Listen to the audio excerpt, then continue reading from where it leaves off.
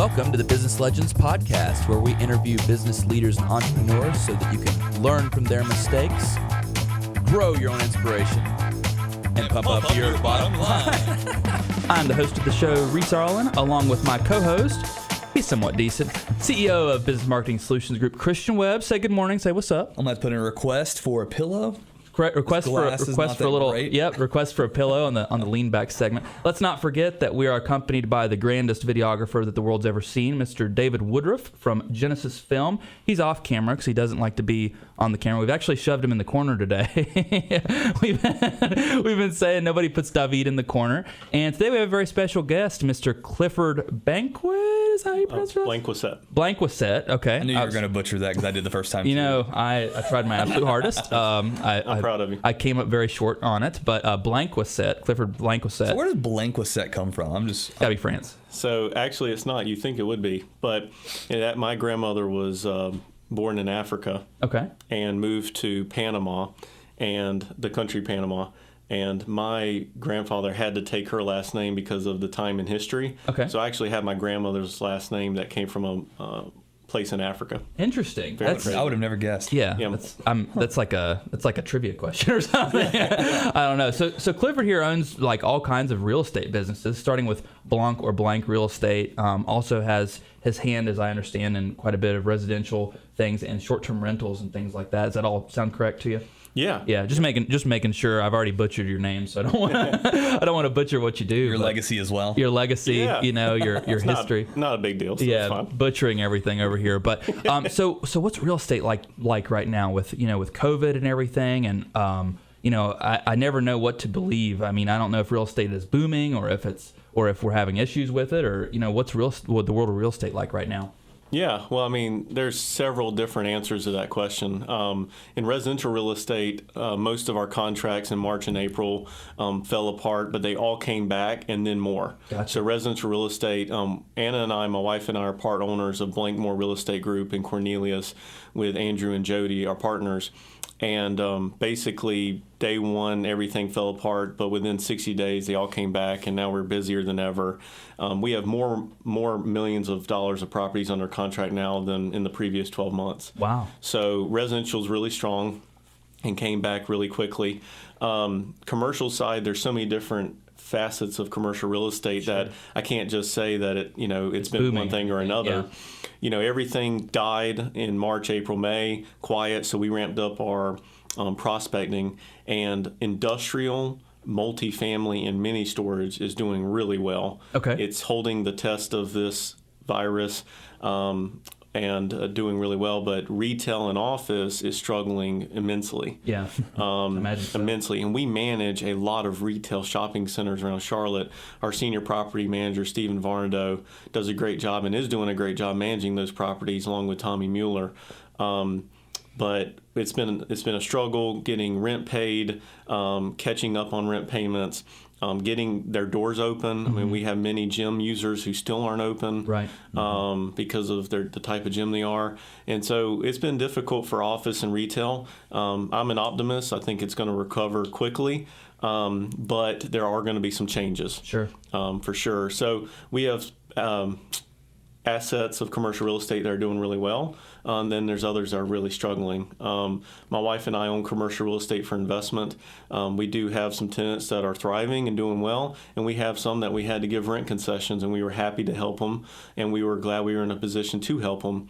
And they are keeping their doors open, and we're trying to make sure that they get to that next step and making more income, and then hopefully we get repaid as landlords. Yeah. But anyway, real estate in general, I think, is doing well, better than expected. But there's just different asset classes that are doing better than others. It's really interesting how everything in real estate kind of ebbs and flows. So if you were in retail spaces 20 years ago, I bet it would just be booming. Whereas some of the other things you mentioned, particularly industrial or multifamily places and things like that, weren't really the hot thing 20 years ago, so to speak. But it's true. It's just like anything else in the world, man. I mean, everything evolves, and you can only go forward. You can't go backwards, unfortunately. So yeah, I'm glad to hear that storage units are doing really well, though, because Reece and I were talking about investing in storage units one day. Yeah, it partially comes from the fact that I just have too much shit. Well, you know, we all do. The problem is that my mother is like, I won't say she's a hoarder, but she's close to being a hoarder, I think. And she'll, every time I go to her house, she goes, "Oh, I got you this thing." And I'll say, "I don't want it." She'll go, "Okay, great, I got you this thing." And she'll basically shove it down my throat until it ends up in my car, you know. right. And so I just have this house full of stuff that I don't want that, you know, my mother's purchased from QVC, it seems like. Well, you know, let's talk about, you know, projection, look out the next 10, 20 years. You know, people are not seeking 4,000 square foot homes anymore. Right. They're seeking 2,000 or 1,000, and they want to have more experiences than money tied up in a home. Yeah. And so then, but as a society, we have more things than ever. There's just more stuff to buy. Sure. There's more stuff to do. There's Technology, more hobbies than ever. everything. Technology. So you got to keep it somewhere. Right. Yeah, you want those experiences. Where do you put your kayak? Where do you put your snowboard? Yeah. Where do you put your bike? Where do you put your paddleboard. hobby car? Because you know, if you rent an apartment, right, in Uptown Charlotte, you don't have your own parking garage, but you want to work on your Thunderbird, you know, or whatever, your Camaro. That was a great. You know, most people probably wouldn't. There's got to be a story here because most people wouldn't go directly to Thunderbird. Like, okay, let's talk about that real fast. So my assistant Wes Cook just picked me up in his Thunderbird that he inherited. Oh, gotcha. This Okay. morning. Yeah. It's sick. Yeah. And it was completely remodeled. So I was just admiring it this morning. Yeah, So that's why so you got Thunderbird on the. I was like, there's got to be a story Surprised there. you could even hear us on the way over here. Yeah. It was smooth. Got a little ears ringing from the old Thunderbird. It's beautiful. He'll be here in an hour. Y'all got to check it out. We'll admire it. You take my truck. I'm gonna ride back with him. Yeah, we'll don't mind. just do a round robin on the cars. You know, Christian will drive mine. I'll drive the Thunderbird. You know, you can drive Christian's, I whatever. would walk before I drove your car. Oh, thanks, man. As tall as y'all are, though, you'd have a tough time getting out of Thunderbird. They're small. That's true. I would be so Christian is not much for the automobiles, so I would honestly be surprised if he knew what a Thunderbird looked Actually, like. I do know what a Thunderbird looks like. It's right. and it's also famous for having that first giant bird painting on the front, right? No, Oh, is that really not it? that's really not it. I don't know. So you're thinking about a Trans Am. Firebird? Nerd. What? Firebird? Is No. that what it's called? I swear I remember seeing like a giant bird on the front of a car. This is the way our relationship works. Yeah, so I'm now not a that car guy. we've now I'm actually the experiences kind of guy that you're talking about. He would live in a cardboard box and have like all of his little hobbyist things if he could, for sure. So mini storage. Mini storage. Exactly. Yeah. So you must buy mini storage. Yeah, it's got to be our next thing for sure. Yep. I saw since we're on the topic of automobiles, I saw it's that mini storage next to our office. But anyway, you know, we're consciously looking at all forms of marketing. It seems like, you know, I'll look at money mailers and I'll look at billboards and I just look at these things just to think about different ideas and such. But this mini storage facility, you guys know those boards that are out. You see them in churches a lot, like where they have the boards that say like whatever's going on at the church or something like that. Message board. Yeah, the message board. So this mini storage facility says, hey, you, attention. Your car wants the garage back, and I thought that was really clever. That's clever. So you know, it's interesting, man. So with real estate, you know, how did you originally get into real estate, and how did you choose commercial? Like, what was your process like getting from there to here? I should say. And thanks for asking. I mean, I get asked this a lot because people are getting their real estate license and they're trying to decide if they want to go residential or commercial. And just for a little background, I mean, there is, for every 100 residential agents, there might be 2 or 3 commercial agents in the United States. So there's a lot more residential than commercial. So people ask why or how or what. To make a long story short, I was playing professional golf in 2013. Wow. And I was playing in South America on the PGA Tour, Latino America.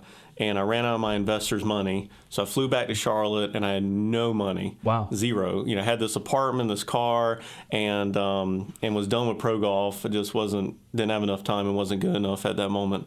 And so I got a call from, believe it or not, a girl I was dating at the time. Her grandmother called me, said, "Hey, I'm not going to invest in you, tough luck, but I need someone to manage these buildings we just bought in Concord." And so I said, "Listen, I'll do anything." Yeah. She said, "You'll be the property manager." But actually, I was the glorified janitor. Gotcha. And that's fine. I was scrubbing toilets and sweeping floors and that. And then she said, "You work pretty hard. You should be our handyman too." Yeah. I'm like, sure, I've never done any handyman work. But Sure. So I was caulking roofs, working on HVAC systems, you name it. It was awesome. So getting experience, she was paying me. I was working like 14 hours a day, 7 days a week. I mean, I boy. was just busting it. Yeah. And she was paying Sounds like me. fun times. Oh, fun times. But she was paying me pennies. pennies.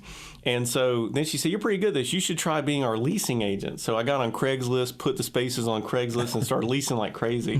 What year was this, out of curiosity? This was 2014. So this was before Craigslist was current Craigslist. So This is when there was really real estate on it. Yeah. And people used it for other, like real estate. Right. And so she said, you're pretty good. So you're going to work even more, but I'm not going to pay you more, but you're going to work even more. And so one of our tenants was a commercial broker. Yeah. And he said, dude, as hard as you work, if you got your license and hung it with my firm and started selling real estate, you'd make a killing. Yeah. I was like, that sounds great, because I'm about to break up with the granddaughter, and I'm worked to death. I gotta get out of here. Lose Gotta all get this out of here. anyway. She's gonna fire me. So how did so I got my license. how much of you breaking up with the granddaughter was due to the grandmother working you to the bone? By the way. Oh, none. Okay. None. Unrelated. No. I'm happy to work hard. Yeah. I don't like being treated the way I was treated. Gotcha. Gotcha. But yeah, I'm happy to work hard. Yeah. But got my license. The same week I got my license, or actually the week before, I met my wife.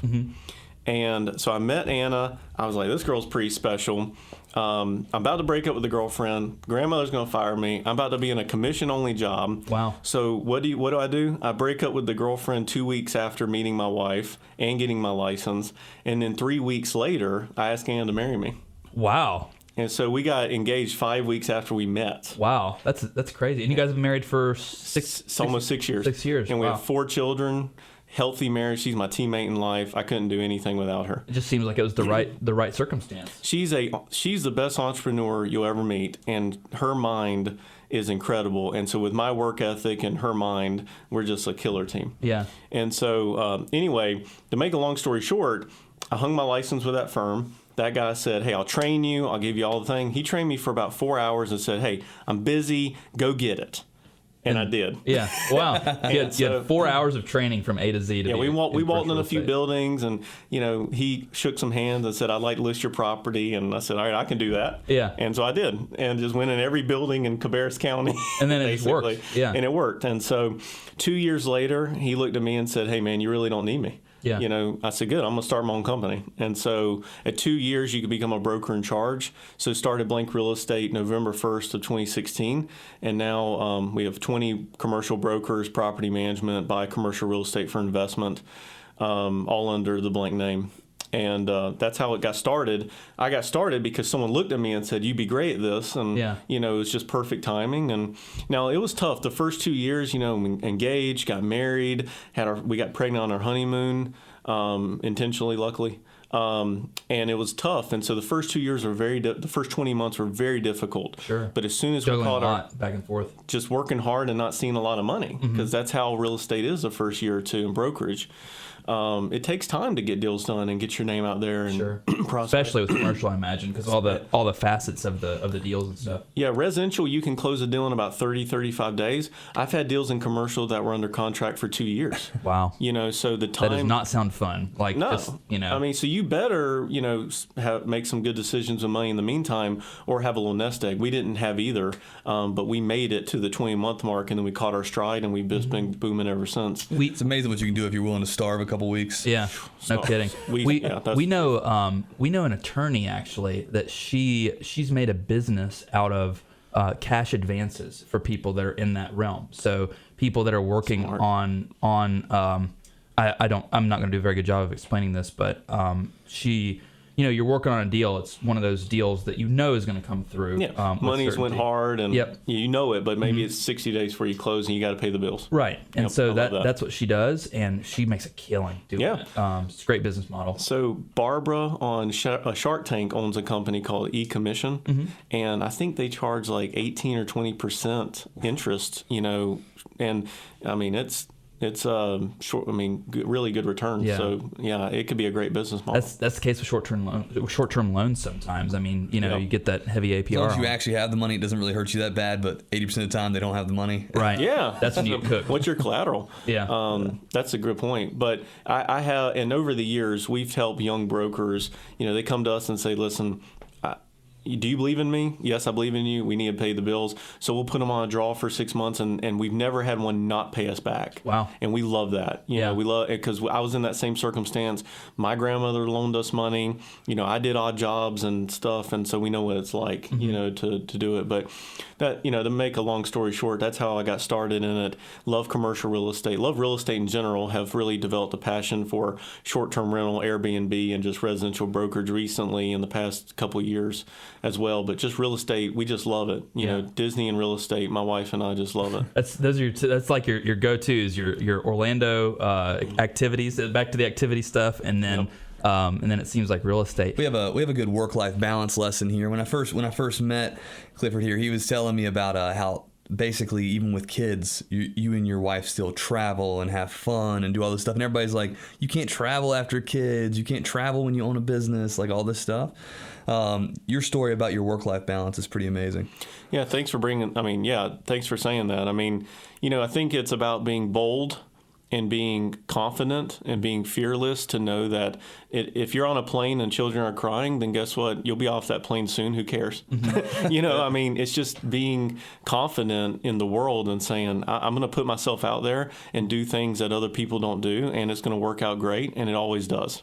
Always. It's like an optimist creed or something, you know. It's like I always think about things. This was one of the aha moments or the epiphanies that I had when I was going through different forms of sales training. But one of my sales mentors, he said, every no that you get is one step closer to the next yes. It's just the way that it is. If the answers are no and yes, then every no that you get is closer to the next yes. That's right. And so when you think about it that way, it's like, you know, even if you have to deal with 100 no's, I mean, you think about people like Danny DeVito that went through like I think it's 341 auditions before he landed his first gig, you know, and now we all know exactly who that is. But yeah, it's a good point. I mean, so life, sales, business, I mean, sports, hobbies. I mean, it's confidence. We're confident that we're great parents, so we can take our children anywhere, do anything we want with them. We have a great teammates support system. And once we started creating better income, we were able to hire nannies to travel with us, or a nanny to travel with us, or, you know, we could have a nanny stay at the house, and Anna and I, every year for Valentine's, we either go to New York City or Hawaii. And it's like, you have 4 children, 4 or younger, how do you go to Hawaii? We went the last 2 years because we have great support system, teammates, and once we created some residual income, we could afford to pay a nanny, you know, weekly to come and help us. Or if it's just Anna and I, we have flown in a moment's notice. We went to Orlando, just Anna and I and the kids, and packed everyone up and went, and was very happy with that trip. And, you know, it's work. And most people don't want, they work enough at work. They want to, you know, travel and work, or they want to go home and work. It's just work. And we're young and hungry, and we want to have experiences, because you never know when someone might pull the plug and you might be stuck at home. So we're just living life to the fullest while we can. And if it lasts another 50 years, then great. You know, I hope the bank account keeps up. Hopefully you're still not carrying out your kids around in 50 years. Oh my God. Hopefully you can get rid of the strollers in a couple, you know, but we'll see. Bunch of 30-year-olds sitting at your house. That'd be nice. No kidding. Dude, that seems like the best step to getting super dad bod is having a bunch of kids. So you have a bunch of strollers, so you get giant triceps or something. It doesn't look like it, but my arms are stringy strong. Yeah, there you go. You know, because I'm always holding them. Right, They're not big muscles, but they hold together well. The supportive muscle groups. I got you. If I need to pick up someone in the air, I'm good. Dude, you got that's the full clean. Oh God, let's not talk about that. So one of the things that really jumped out at me about what you said, getting back just a little bit on the brokers, when a broker, let's say they're kind of struggling, or the situation where you put them on a 6-month draw, essentially, right? What's your decision-making process like in qualifying somebody for that? Because one of the things we like to talk about on Business Legends is employment. I mean, at some point, if you want to scale your business, you're going to have to hire employees. And it's so important to know what you're looking for within an employee. So is there anything that really jumps out that you can remember, or that you really saw in somebody where you said they have this quality, I'm going to help them out however I can, type of thing? That's a great question. And the way we hire on the brokerage side and the salary side is very simple. I don't care anything about experience. Okay. I only care about morals, ethics, and work ethic. Okay. That's it. Yeah. Literally everyone in our firm has been hired or brought on because of their morals, their ethics, and work ethic, and that is it. Yeah. So if someone comes to me and I know that they're making good moral decisions, even at home, with their life, they just make good decisions in their life, personal life. And then ethics, I know that they handle real estate deals with care and consciousness of not doing something deliberately wrong. Sure. And then they work very hard and have great communication. Anyone who's like that comes to us who needs anything, we will bend over backwards. Yeah. These are the types of things that you see over and over again in every different type of industry you can imagine. I mean, we've had folks that own coffee shops and folks that we've had attorneys and people that own marketing companies and all sorts of things in the show. And those seem to be some of those outstanding features that people always look for in employees. So if you're not a good person, you're not going to get hired, basically, is what it comes down to. Christian always laughs at me. We've been very blessed and fortunate in that we've both had to make hiring decisions many times. And, we'll get a resume every now and then, and Christian will come to my office and he'll say, hey, look at this real fast. And so I'll get out my big Reece marker, my big red Reece marker, and I'll look at the resume, and the first thing that I do is look for grammatical errors. So I'll look through it or whatever, and when they're good, they get a call back. But if you have a grammatical error on your resume, dude, that's a mistake. Come on, But the thing that's interesting is you get to the hiring process, the interview, and the first thing that I do as soon as they're in front of me is I throw the resume away. So I don't care anything about what's on there. I've never read a resume that doesn't make somebody out to be the best, coolest, most imaginative person in existence. So it's kind of interesting. It's not the types of stuff they teach you in school, but it's real world application type stuff for that. So 100% agree. Yeah. So moving along here with real estate and all of the above types of things, where do you think it's going to go in the next 5 or 10 years? One of the things, and I kind of want to prompt this question a little bit. You mentioned how retail is really struggling. Do you think that almost all of our commerce is going to be through Amazon in the future, and we're just going to have to work in offices from now on, or what do you think is going to happen with that stuff? Yeah, I could go 100 different directions, but I love the question because I think about it a lot. Mm-hmm. I actually think that the Amazon effect is very real.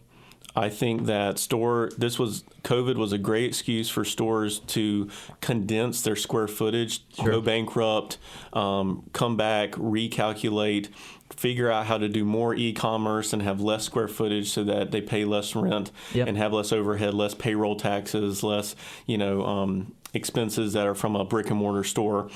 I think that retail is going to be changed forever over the next 10 and 100 years because of the Amazon effect. I think that these companies were looking for an opportunity to scale back on square footage, because if you go into a Macy's or a JCPenney's, it's just insane how much dead space there is. Absolutely. Insane how much dead space there is. And so the point is that, the cost of renting a warehouse for $5 per square foot and racking 32 feet high and then pulling it down with a machine, packaging and sending it to the house over paying an employee sit there to try to sell the same product to the same person in person with all the overhead is enormously different. So, and I could be wrong. I've been wrong a lot in my life. A lot. And so, but my thought is these big malls and these big box stores are going to turn into community centers where multifamily is going to be built in these, hotels are going to be built in these, more restaurants, more gyms, more gardens, more community center, mini storage. That activity-based things. Activity-based living centers are going to be built. There's going to be retail. There's going to be office. I think the future of retail in these big boxes is mixed use. Sure. Is multifamily, office, retail, lifestyle. Like Birkdales and stuff like that. Like a Birkdale. Yeah. But indoors, under one roof. And I think the multifamily will go straight through the roof and go, many more stories high than they are now, and there will be hotels next door. And I think they're going to have there's going to be a health center. This is where you live if you're really conscious on your health, and you live in this building, and all these restaurants are good. But if you care more about kayaking, this is right beside a whitewater center, and so here's this, and based on that. It's going to be like us living inside of casinos. Yeah. Exactly. Minus the gambling. So I think that there's a lot of real estate built that has a lot of square footage that is going to be we call it adaptive reuse.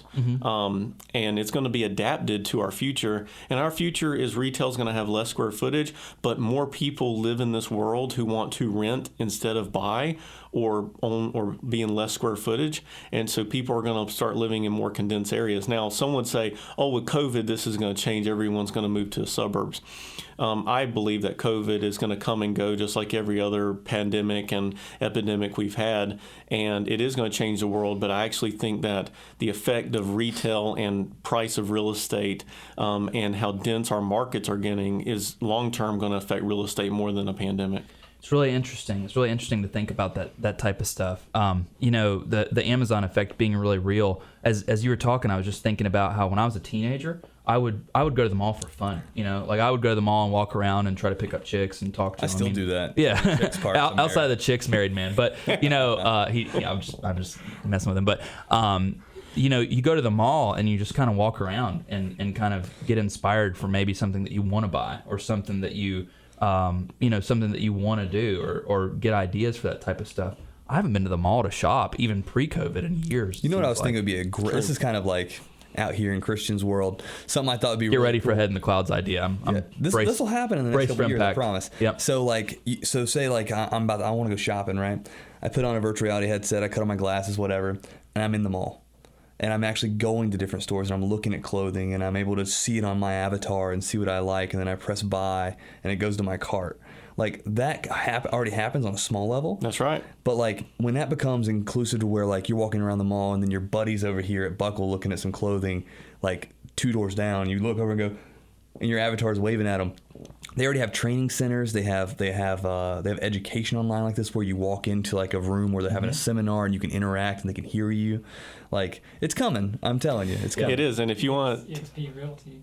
Yeah, EXP Realty. Yep. Yeah, they don't want offices. Yep. They have that online thing. I think you're right. And, if you want to get into conspiracy theories, which I won't, but if you wanted to touch on one, think about a much better opportunity to advance what you just said by trying to get people terrified to go around other people. That's a really good way to advance that technology and say, listen, you don't have to worry about COVID because you can do it virtually and you can see how it looks on your avatar. I mean, I'm not saying that's the case, but I do believe there will be a world one day where cars drive themselves. For sure. Already happening, and that shopping is completely done without you having to be there, already happening. Yeah. So it's already happening, so there's got to be advancements in it because of technology. Yeah. So what you just said makes the most sense for advancement of technology. Personally, I can't. I actually agree with Christian for once. I mean, I think VR is the future of that stuff. But you mentioned self-driving cars. We actually got the opportunity to ride in one in Vegas. Oh, and you did. And we and it was funny because we had 3 burly dudes. And we didn't take a video of it. They said, okay, you guys got to sit in the back, and we've had 3 burly dudes sitting in the back of a BMW, and we had to put our seatbelts on. And somehow I got wedged in the middle. I'm the biggest of us 3, pretty much. And it was my birthday, so I don't know how you guys managed to do that. I was probably 3 sheets to the wind, as it were, or whatever. But and so the first thing I did, I took a picture, and the guy says, "Oh, you have to delete that. You're not allowed to have a photo." I was like, "Oh, okay, sure thing." And so I still have a photo of the back of from being in the back of a self-driving car. But they were talking about the technological impact of that stuff, and the one thing that they said that just to this day just blows my mind. They said, forget about the safety stuff and everything that people are talking about with self-driving cars, the cost. Forget about all that stuff. Could you imagine, now, here we are in Charlotte with I-77, the absolute worst corridor in the entire United States. I will take no argument on the subject. We could hop in a self-driving car, be able to work out of it, which is great in itself, but there would be no traffic. And I was like, no, well, hold on. There's a lot of cars, there's a lot of cars and people out there. I go, no, there'd be no traffic. And I said, that doesn't make sense. Why would there be no traffic? Explain this to me. And they said, well, think about it. If there's a lot of cars on the road and you have all these self-driving vehicles, then instead of Christian going 90 miles an hour and Reece driving his grandpa Lexus and going 50 miles an hour and causing different structures in traffic, you have a whole bunch of cars that are probably going a little less than the speed limit. But doesn't that sound a whole lot better than A, getting in a wreck, or B, getting stuck on 77 for 4 hours like we all have been? Yeah. And I was like, poof. Yep. And that was the moment where I was like, we need this now. Like, it would be tremendous. But then the transportation industry dies immediately, or at least all the employees die. It changes. Yeah. It changes. Yeah. So that's I think it's like 15 or 18% of the no 4-year degree career is truck driver, and it would basically vanish. Yeah, if like Uber truck was a real thing, or it latches on. It's gonna latch on. I hate hearing American jobs being taken by technology, but unfortunately, that means that we're gonna have to retrain into something else that is valuable at that time. The same jobs can't be valuable for 100 years. Right. Look at coal mining. Yeah. I mean, those used to be the highest paying jobs in West Virginia. Yeah. And probably still are, but now there's only 20% or so left. Yeah. I mean, that's just an example, which I hate it, of times changing. Talk about technology in commercial real estate. My wife and I, January of this year, we were talking about property technology and the future. Commercial real estate is one of the few industries in the world that is still stuck in the dark ages. It really is. I mean, physical showings and keys and, just you physically have to be there for a lot of commercial real estate. Selling a piece of real estate, listing it, et cetera. So Anna and I, I'll never forget, January 13th, we came up with a company called Close Off Market. And basically, we were getting frustrated with the way that the off-market game was going. So off-market real estate being that's never listed on the open market, like LoopNet and CoStar and Crexi and et cetera, or like a Craigslist. Yeah. And so we said, let's come up with a property technology company that sends properties off market directly to subscribers, subscription based, just like Amazon. Right. So that we have the technology to go in and find owners of real estate that are most likely to sell because of length of ownership. Maybe they're past due on their taxes. Maybe it's just a good time for them to sell. Maybe they're local owners and they're not a big REIT, real estate investment trust, that holds for 10 years, but they may want to sell tomorrow. And so we came up with this idea, and in 63 days, we turned it from an idea to making our first dollar online completely. Yeah. 100% property technology. And Mike Simmons with Wims Consulting was a huge partner in this, making this happening. And he's a big advocate of AR and owns an AR company for real estate.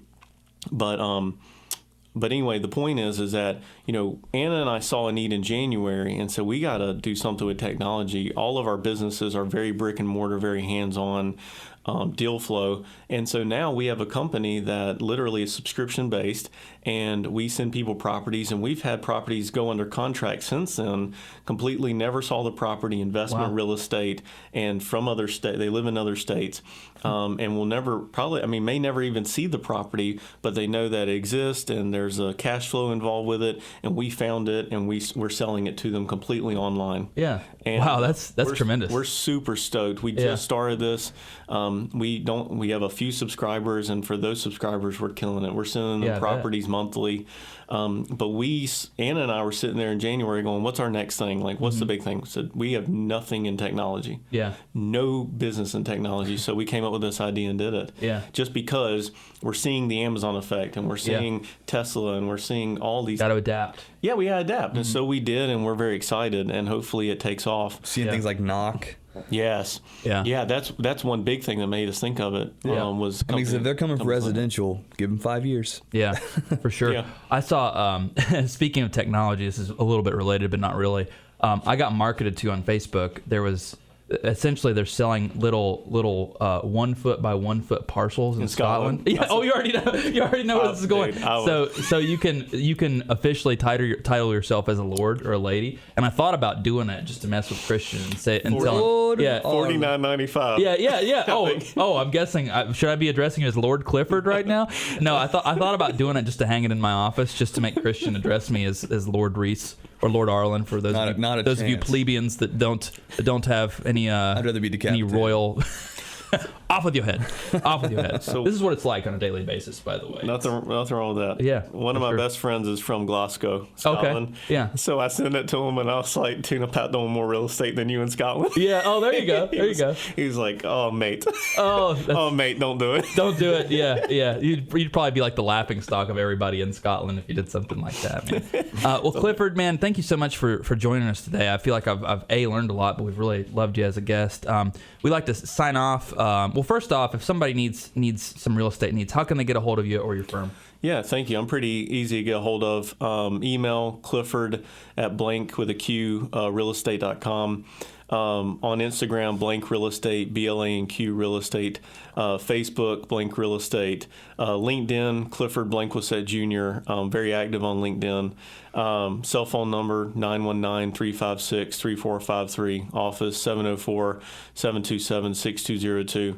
I'm really easy to get a hold of. Yeah. You just gave them like 100 different ways to get a hold of you, too. Yeah, Now they have no excuse. So if someone doesn't contact me, I know it's them, not me. Oh, okay. Right. I know it. Yeah. And so, but anyway, very easy to get a hold of. We love to help. I have a great team, and we team up and partner up on a lot of opportunities, and we're very skilled and work very hard, so we'd love to help. Yeah, absolutely. Man, thank you so much for joining the show. We always like to sign off by asking one outside the box question whenever I can think of one. Usually I don't, but I think I got a pretty good one this time. So, we talk a lot about technology, talk a lot about how the world's changing. What do you think that buildings will actually have in the future that would be a technological advancement for the better? That's a good question. Buildings. Let me tell you what prompted it, and maybe this will give you an idea. I read an article about Bill Gates, and back in like the 90s, he had every guest in his house able to have like a bracelet, and the bracelet would change the AC to the exact temperature that they like. So for me, it would be like 73, and for Christian, it would be like 54 or something. 66. Because his body is made out of molten lava or something like that. But, I just think it'd be interesting. And then the other thing that I was thinking about, especially all the COVID stuff going on, is if buildings could have any form of self-sanitization or something like that. You know? So one thing that always comes to mind when I walk into a building in uptown Charlotte or downtown Orlando or anywhere, I usually see two, call it security guards or receptionists, sitting there and saying, "Who are you coming to see?" and all that. I think eventually those will be robots. Okay. I really do. Yeah. I'm not saying for better or for worse, but if COVID becomes something that 50% of the population is affected by, then I think that could happen. You know? It'd be like John Wick. Where you have the hotel and the and the Gatling gun. What if instead of robots they use they use like, what do they call that? Machine learning. So like they recognize your face with the picture that you have on the profile, and they just automatically open the elevator, take you to where you got to go. So casinos already do that in a way, because casinos they have that learning in place. So if you get caught cheating at a casino or whatever, good luck getting 10 feet in that sucker. Yeah. Like they already know. Like I bet it could be used. So I think to elaborate a little bit more. The biggest expense of owning a building is maintenance and overhead, other than taxes and insurance. Sure. So common area maintenance is the next biggest thing. Typically can be up there with the same price as insurance or more. But I think that there could be robotic property managers and robotic handymen or women that go up and caulk the roofs, like little jobs. Yeah. Because if you call a roofer right now to come caulk a roof, there's a $125 fee to come there, and then you don't know how much caulk they're using, and it could be a $350 job for something that really could take a robot or you 3 minutes to go up there and just caulk it with something from Lowe's. Yeah. $2 from Lowe's. So I frankly think that in the next 50 years, we'll see more robotic employees that do these small maintenance items. And or cleaning, and or checking people in. And I'm not saying I'm for it, but I'm just saying if you ask me that question, that comes to mind that I think could happen. Things that are around the corner, so to speak. Yeah. I think I've seen a lot of the robot mowers and stuff, so I could see where with common area maintenance, how eventually everybody's going to have the Husqvarna mower that's just automatically keeping up. At least their with like stuff, mopping, you can obviously get an automatic. At least mopper. cleaning. Maybe be the first thing. Yeah, for sure. Well, Clifford, thank you so much for joining us today, man. Enjoyed it. Thank you for having me.